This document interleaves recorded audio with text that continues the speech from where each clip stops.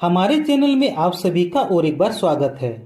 पिछले वीडियो में हमने बताए थे कि 1 नवंबर 2022 से कितने रजिस्टरों को समूह में लिखना है। यदि अभी तक उस वीडियो को नहीं देखे हैं तो डिस्क्रिप्शन पर जाकर उस वीडियो को देखें। इसका लिंक डिस्क्रिप्शन में दिया गया है।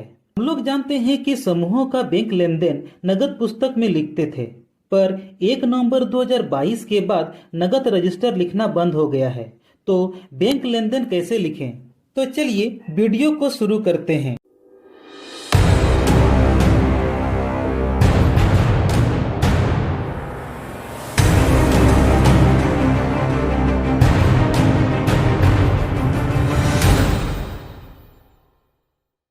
बैंक लेन देन को हम लोग बैठक प्रस्ताव पुस्तक में लिखेंगे।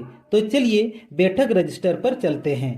आप लोग ये देख सकते हैं कि ये बैठक प्रस्ताव पुस्तक रजिस्टर है। इसे खोलते हैं और बैठक लिखना शुरू करते हैं। हम लोग बैठक वैसे ही लिखेंगे जैसे पहले लिखते थे। इसमें केवल एक एजेंडा बिंदु बढ़ा सकते हैं, वह है आय व्यय की सूची। यदि आय व्यय सूची के बारे में नहीं जानते हैं और इसके बारे में आप लोग विस्तार पूर्वक जानना चाहते हैं तो हमें कमेंट करें। तो चलिए जल्दी जल्दी रजिस्टर को लिखते हैं। आप लोग देख सकते हैं कि रजिस्टर किस तरह से लिखा जा रहा है। आप भी इस तरह से रजिस्टर लिख सकते हैं। यदि अभी तक आप समूह का रजिस्टर कैसे लिखें इसके बारे में नहीं जानते हैं तो डिस्क्रिप्शन में इसका लिंक दिया गया है। वहां से भी जाके रजिस्टर कैसे लिखना है उसका जानकारी प्राप्त कर सकते हैं। अब हम लोग दो एजेंडा को एक एजेंडा बनाकर लिखेंगे। वह है बचत और किस्त ब्याज वापसी को एक एजेंडा बनाकर लिखेंगे, क्योंकि अब समूहों में उपस्थिति और बचत रजिस्टर लिखना बंद हुआ है। इसलिए इस एजेंडा से उपस्थिति का भी पता चलेगा और कौन दीदी कितना बचत जमा कर रही है उसका भी पता चलेगा। साथ ही किस्त ब्याज वापसी का भी पता चलेगा। तो अब बचत और किस्त ब्याज वापसी लिखकर डैश लगाएंगे और इस तरह का कॉलम को बनाएंगे। पहले में क्रम संख्या, दूसरे में सदस्य का नाम, अगले में नगद या चेक, उसके अगले कॉलम में बचत, किस्त, ब्याज, दंड और कुल लिखेंगे।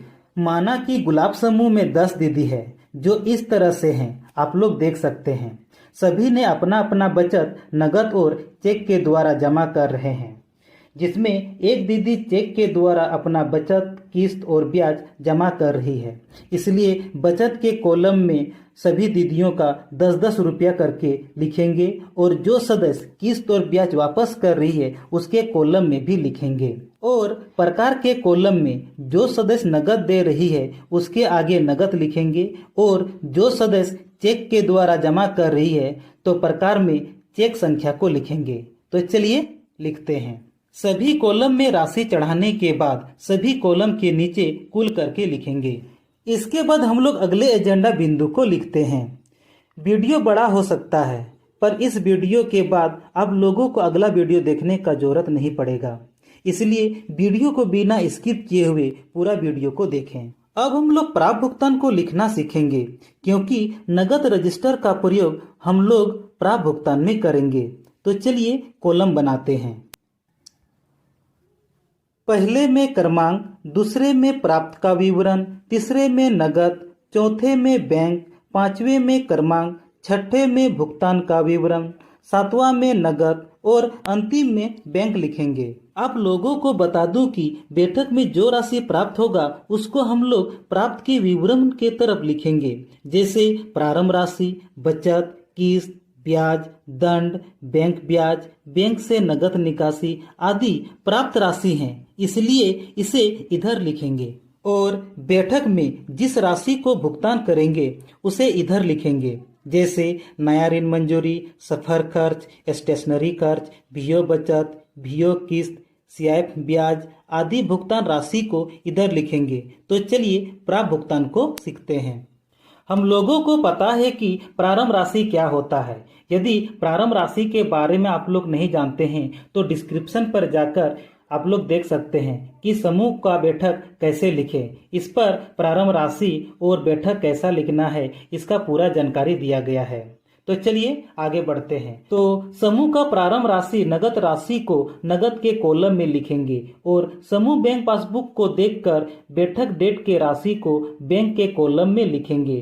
तो गुलाब समूह का बैंक खाता का अपडेट करने पर पता चला है कि 22/1/2023 तक उसके खाते में शेष राशि है 2146 रुपया 34 पैसा है।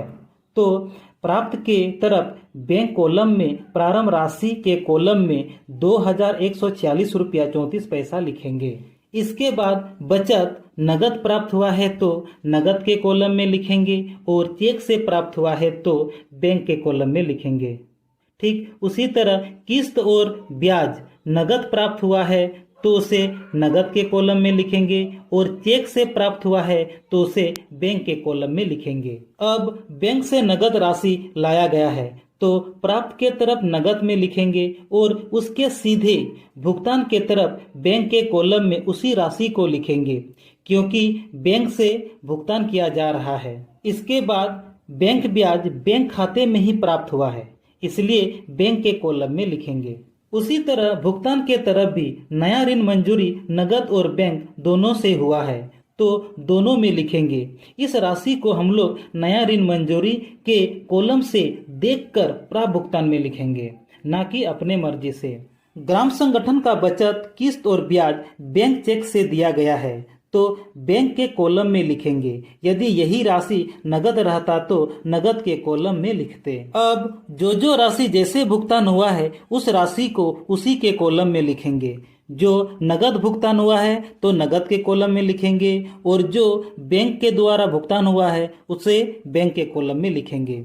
अब प्राप्त के तरफ नगद के राशि को कुल करके यहाँ लिखेंगे और प्राप्त के तरफ बैंक के राशि को कुल कर यहाँ लिखेंगे और इन दोनों के कुल राशि को भुगतान के तरफ के कॉलम में लिखेंगे।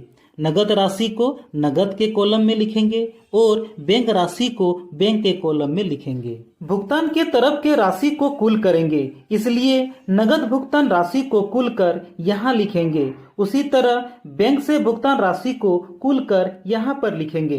अब नीचे वाले कुल नगद से इस वाले नगद कुल भुगतान राशि से घटाकर अंतिम शेष राशि पर लिखेंगे। उसी तरह नीचे वाले कुल बैंक राशि से इस वाले भुगतान कुल बैंक राशि से घटाकर अंतिम शेष राशि पर लिखेंगे। अब हमारे समूह का कुल नगद राशि 472 रुपया है और बैंक में कुल शेष राशि 3149 रुपया 94 पैसा है। नगद रजिस्टर में भी इसी तरह का कार्य होता था जिसमें पता चलता था कि नगद शेष राशि कितना शेष है और बैंक में कितना शेष राशि है। अब हम लोग प्राप्त भुगतान के नीचे जरूर लिखेंगे कि समूह का नगद शेष राशि 472 रुपया तथा बैंक में शेष राशि 3149 रुपया जो है इसे शब्दों में लिखेंगे। इसके बाद इसके नीचे समूह का मोहर लगाकर समूह के पदाधिकारियों से सत्यापन कर लेंगे। इसके बाद आगे की कार्यवाही को लिखेंगे। तो चलिए कार्यवाही को लिखते हैं।